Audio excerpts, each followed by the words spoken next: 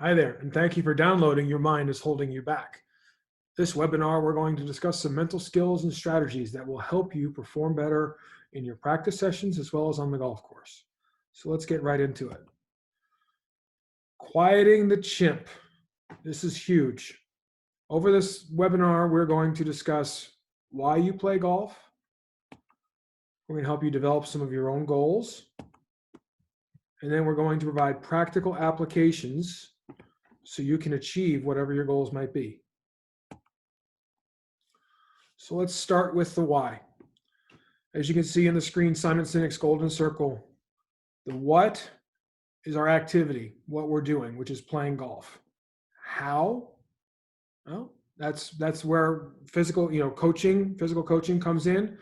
But why do you want to get coached? Why do you want to improve? Why? Inspiration for driving is your driving purpose, fueled by whatever core values and beliefs you have. So why do you play golf? Why is it important to you? What's the reasoning behind your desire to want to get better? And what motivates you? These are important questions that we have to ask every time. Okay, so we have to start with our why. So here's an example of, at a high level sport, why it's so important to have a reason or a why for what we do.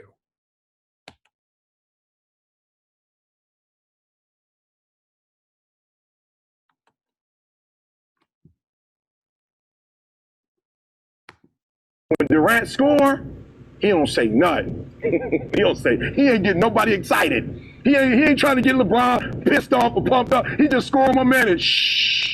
Only thing he does at the end of the game, he kisses his mama, he hug his brothers. All right, I'm out. Game over. Shh. But the one thing he does, I don't know if you watched it, the first thing he does when he gets on the court is he does what?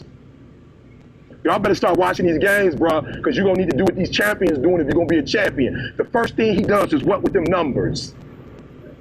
Touch them numbers on the front. He touched them numbers on the back. And he's doing that for who? Which coach? His coach that was killed. His coach died at what age? And he wears what number? He got a why. He got a why. He ain't just playing for no championship. You got to hear what I'm telling you. If y'all going to be great on that field, you got to have a why. You got to have a reason for why you do what you do. When he comes out, he ain't tripping on LeBron. He don't care nothing about no Dwayne Wade. All he keep thinking about is, I'm going to get one for my coach. That's why he ain't all smiling. Because why? He's not smiling because what he's trying to accomplish, he has not what? He ain't got it yet. He ain't geeked about winning no game. He not geeked about beating San Antonio. He not tripping because they up one game. That boy, you ain't gonna see that boy smile until he get the championship. And when he get it, he gonna hold up. The problem with some of y'all, the reason why you don't give 120% every doggone time you get on the field, because you ain't got a why for what you do.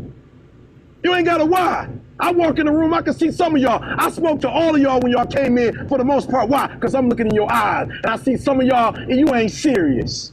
And you think you about to go out there with the Ray Lewises of the world? Negro, please, when Ray come out, you see the passion. Every game, you see the energy. He come out every game like, y'all follow me.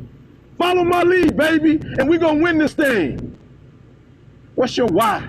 If I don't give y'all nothing else, you better start that. What's your why? You know why I do what I do and I do it so passionately? Because my grandfather was a high school dropout. My father was a high school dropout. I was a high school dropout, and we about to break the cycle. I do what I do so my son won't have to go through what I went through. When I was at the football game, my old dude went with me. I saw other kids when they fought. I said, that'll never happen to me. I do what I do because my daughter says she's going to Harvard. It ain't even about y'all. I'm about to come here and blaze y'all. Why? Because I'm trying to get you all the NFL. I ain't about to miss this opportunity. This is the first NFL team I've ever done in my life, and I'm about to lick it. I'm about to give everything I got, and I will know if I don't get another gig, it won't have anything to do with the fact that I didn't put everything on the field. What's your why? Why do you wake up in the morning? Why do you put on that jersey? Why do you go out and practice? Why? You ain't got nobody. Listen to me. Okay, I want you to write this down because I'm about to.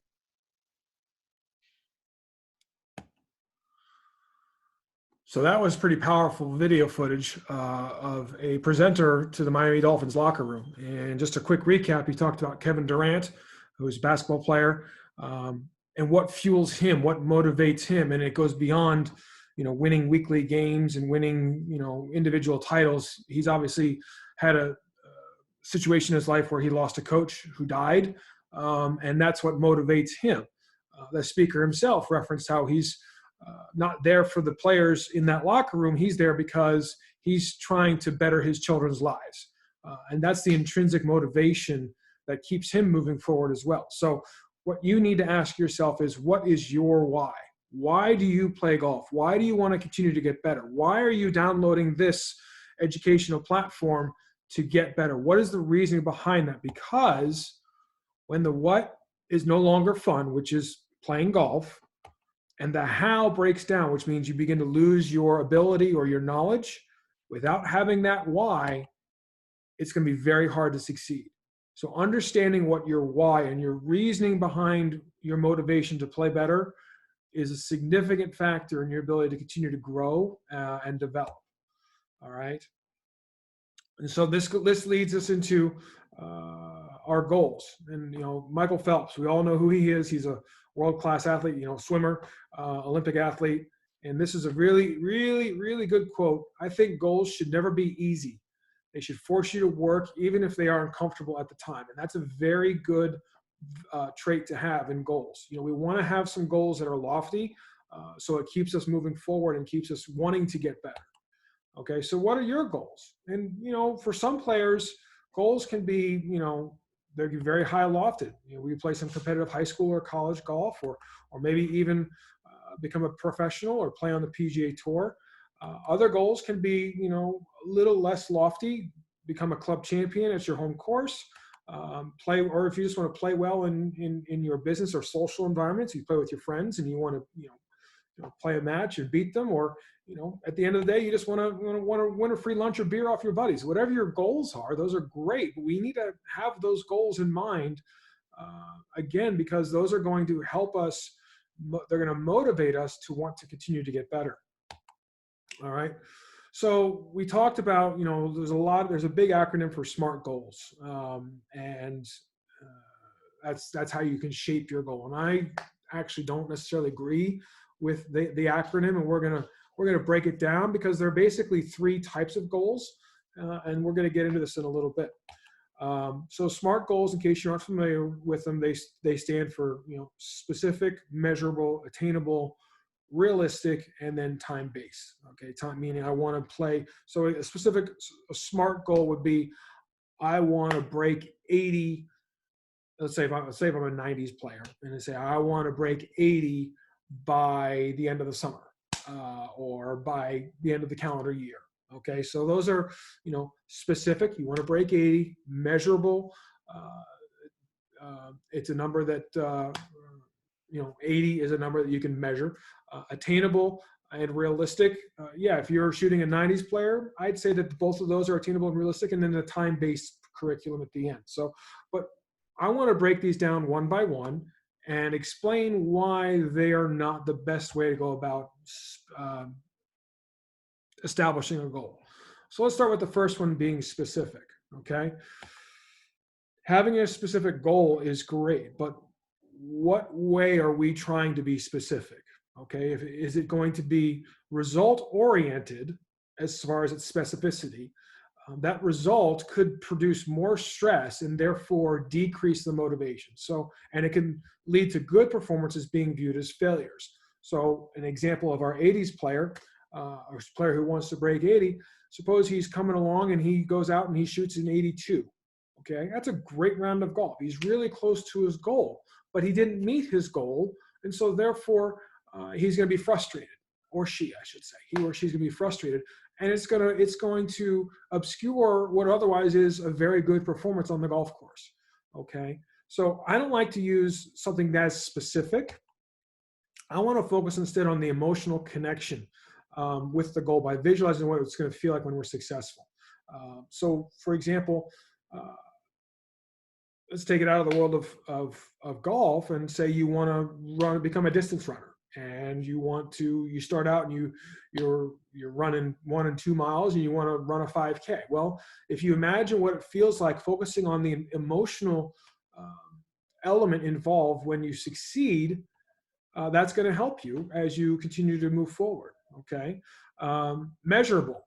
Okay. In what quantity are we going to measure our goal? All right. Is it number of strokes that we take? Is it changing your course handicap, or is it, for tournament wins for our competitive players? Again, having an emphasis on a measurable result based objective is going to, when those results are not achieved, it's going to cause stress, and it's going to create, you're going to overlook good performances even though you might not have reached the end goal. Okay. The only true measurable effort, most true measurable that we can gauge to have an outcome on our success is the effort we put into our work. And so again, having a measurable, focusing on effort and the process more than the end result. And they always say that it's not about the destination, it's always about the journey, and that's what this is all about. Okay. So we want to make sure that we are focusing on our efforts to achieve and not the results that we achieve themselves. Okay. And attainable. All right. If it's attainable, is it really a goal, or is it just a task? And so that's something that we really have to kind of look at it from a different perspective. I feel that if a goal is attainable, it's not necessarily a goal. It's more of a task that we're just completing. Goals should be set just beyond our individual reach. If the goals are too easy, it's going to breed some laziness and contentment. If the goal is too hard, it's going to demotivate us. So again, if I'm a 90s player, my goal is not going to be shooting even par. Okay. I want to set my goal to be just out of my personal reach and keep going. And this is where, again, over time, the process of achieving a short-term unattainable goal is going to culminate in achieving unthought of success. And that's where I like to apply the 1% rule. The 1% rule is you get 1% better every day. In 3 months, you're going to be a whole new person. Okay. I'd much rather have small short-term goals that are attainable, that are going to help us reach our greater success. And then realistic. Okay. Why do they have to be realistic? Okay. Do you think Tom Brady had a realistic goal of becoming the best quarterback in the planet when he was in college? He wasn't drafted. He was drafted last, excuse me. Okay. But he had a goal to be the best there is. That's not very realistic for a guy who is drafted last in the NFL. And same with Michael Jordan. He was cut from his freshman. As a freshman, he was cut from high school. He didn't make the high school basketball team. He still had goals to be the best player on the planet. So again, that's not a very realistic goal, but who cares? Okay. Muggsy Bogues. Okay. If you can see him, that short little guy amongst the giants for the Charlotte Hornets, he's 5'4", and he made it to the NBA, and he's, one of the, leading assist leaders in the league. And he's 5'4". He's, is it realistic that he's going to make the NBA at 5'4"? He's barely going to make his high school team again. And then finally, Steve Jobs, taking it out of the sports world. Steve Jobs built Apple, which is now, we all know what it is. And when he started back then, that wasn't it was his goal, but nobody thought it was very realistic to revolutionize the way we use personal electronic devices. So, it doesn't have to be, the goals that you set don't have to be realistic at all. Okay. And then finally, time-based. And this is something I really want you all to understand, that time-based puts pressure on you to perform by a certain time period. And that's not necessary. I want the goals to be everlasting, for lack of a better term, and continuous. Okay. We always want to get better. We always want to strive to get better. If we don't do it by a certain time, who cares? Okay. As long as we're continuing to get better, that's what counts. An example of this is an average PGA Tour major champion is 32 years old. Okay. One of the best in the game. He's already a Hall of Famer. He didn't win his first major until he was 34 years old, and he's gone on to win 4 more after that. That's Phil Mickelson. Okay.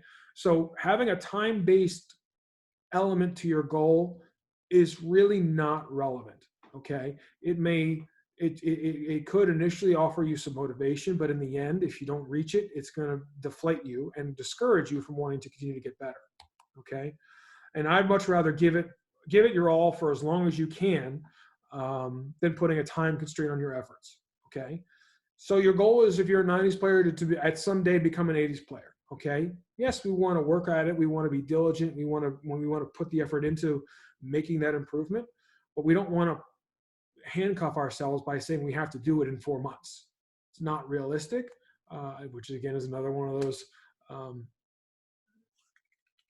terms that we don't want to use when it comes to goals. Okay. So how do we define what a proper goal is? Okay. In order to define our goals, we need to first understand there are basically 3 different types of goals. Okay. First one is an outcome-based goal. Okay, based on a result. This type of goal provides the least amount of control we have in achieving it. You can go through a round of golf, for example. Your score is something you're not in control of. Okay, the score is the result of a lot of things that happen on an individual hole. Okay, you could hit your perfect tee shot, and it could hit a sprinkler head and kick sideways, for example. It's out of your control. Could land in a divot. You could, again, take a bad bounce. If you were watching any golf tournament, you can see, especially when you go out to play in Europe in the Open Championships, you hit good shots and the balls bounce sideways because you can't control that. So having an outcome-based goal, we have to be aware that gives us the least amount of control in what's going to happen. Okay. Number 2 is a performance-based goal, and it's based on a measurable standard. All right. So again, the SMART goals are what we would call a performance-based goal. And I think those are okay. I think if we focus on the right elements of our performance, not the results of our performance, but maybe our efforts and our preparation for our performance. And we'll get into that in a little bit today. And then finally, the process-based goal, and this is where we have 100% control. Example of a process-based goal, when I'm hitting a golf ball, is I want to make sure as I step into the golf ball, I'm focusing on how I breathe and having some deliberate breathing to calm my body, to relax myself. That is a process-based goal. And this is where I feel our goals should be really, really fine-tuned in, because that's what we're in control of. Okay. So again, coming back to Simon Sinek's golden circle, again, dealing with the what, the how, and the why. The best goals combine all 3 types. Okay, outcome, performance, and process based into one larger objective. All right, and they all consist of a what, a how, and a why. This enables us to have, our attention is focused and directed in certain elements. It's going to mobilize our efforts to give us some prolonged persistence when we suffer, when we're dealing with challenges. And so, and it also is going to foster some learning strategies, so to speak. So that's what we want to focus our goals on and how we can develop them. We want to have a what, a how, and a why. Okay, so we can define everything. And so this is one of the PDFs that's available to you in this package. This is a commitment contract, and this is exactly what we just talked about in the previous slide, which is the what, the how, and the why. Okay, the what would be what the goal is. How is going to be what are you going to do to get there. Okay, and then why, because that's your intrinsic motivation, which is what we started with. So if you don't have the why, this is not going to work. This is going to be very difficult for you to complete. So just to give you an example of a couple different players, we'll deal with a tour player first. Let's just say his goal is to be top 50 in the world. Okay. How? Well, let's just say he's going to use shot link data to identify areas where he needs to improve, so he can focus on developing his skills and his game so he can get there. And then the final answer is why. Use financial rewards to give back to and inspire others. Okay, so that's a very lofty player's goal. Let's bring it down to another level. Let's go to a basic club player, okay, or an amateur. Okay, so what's our club player's goal? Well, we want to break 80. Okay, so how? Regular coaching with focused practice sessions. Okay, why? To challenge myself to see how good I can be. All right, so there's an example of how the average player and not a non-tour player or the common player, I should say, not average, but the common player would want to use a commitment contract to foster their growth and their goals and their establishment. Okay. Now, just to give you a little example of mine, this is my commitment contract to myself. Okay. And this is something I'm focusing on an ongoing basis. Okay. So what's my goal is I want to be in the top 100 in the country. That's my goal. I want to focus on my efforts to improve my coaching, improve my skills, to become a top 100 instructor in the country. How? Well, I'm going to cultivate more knowledge on all things golf specific and coaching related by attending seminars conducted by the brightest minds in the industry. I'm going to work in conjunction with my peers throughout the country conducting golf schools and classes. And I'm going to expand the Conway Golf Academy brand by building a teaching studio so I can attract serious golfers who significantly want to improve their game. And that's the how I'm going to develop that. Now, why? I want to use the financial rewards to provide for my family, take control of what my schedule is, and see the world one major event at a time. So basically, I want to travel the world teaching golf, going to the major tournaments. That's my goals. Those are my goals, and that's my commitment contract. So focusing on the why to begin with is going to help you facilitate your goals and understand how to make your goals and fill out this commitment contract. Okay. Now it's time to take it to the golf course.